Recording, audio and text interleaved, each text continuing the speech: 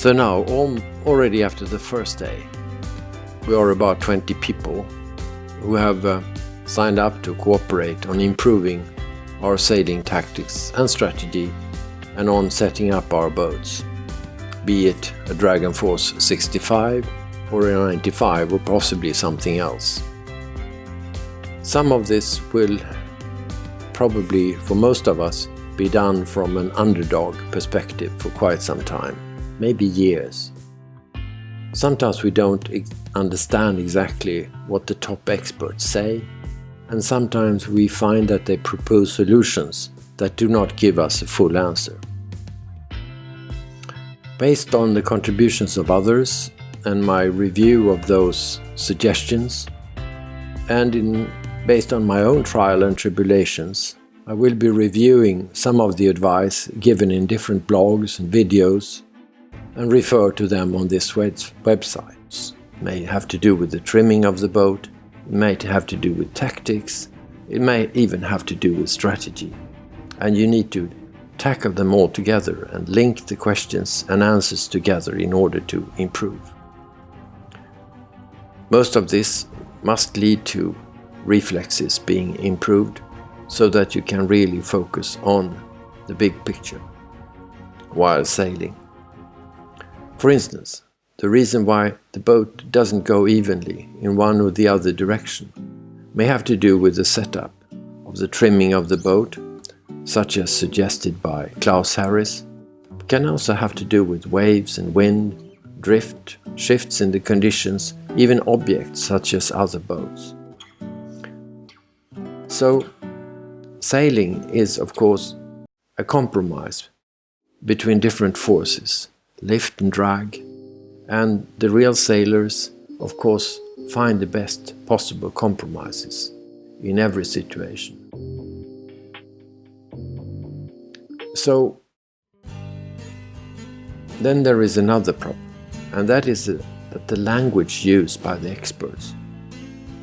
For most of us who haven't sailed all the time since our youth, may not be familiar, particularly not in English for Swedish speakers or other native languages. So there is a need to link up and explain some of the terms, and there are good explanations available, but you need to find it. You also have to meet the challenge of acquiring the equipment, the small gadgets that you need to, in a more effective and simple way, maintain your boat and trim it.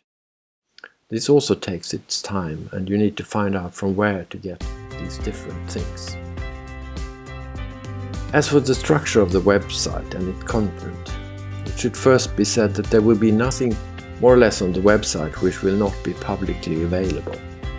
What will not be publicly available is the system as a whole, which is based on the combination of 2 or 3 innovative types of software, which I have been working with for some time. And one of them is Prezi, which is a further developed type of PowerPoint presentation software, which is not linear in the sense that it has a number of separate images which are not related to others such as in PowerPoint. Everything is part of one big picture, where you can zoom in and zoom out as you like. This is very important in order to see the whole picture and to be able to connect the dots between different problems. But that, again, is not enough in order to really effectively come to advice that you need in a particular situation. The other software that I'm going to use is called the Brain, which has been developed over a decade or so, and which seeks to connect the dots exactly and create a structure of thinking which cannot be represented in one single picture. You may, for instance, ask yourself, what is a bow seam? How does it look? How do you use it? And where are they on the boat, on the different parts of the boat?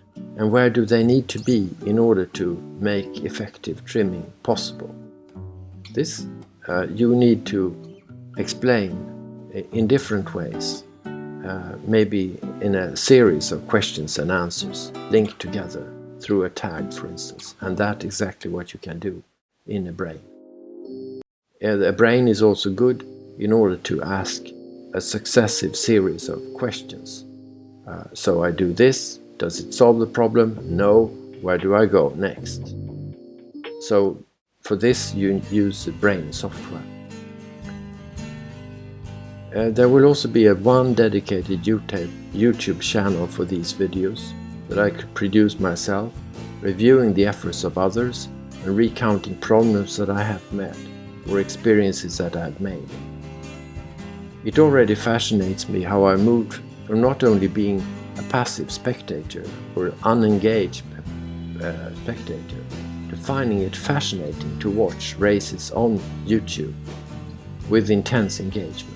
I now see so much more in all of this than I did before.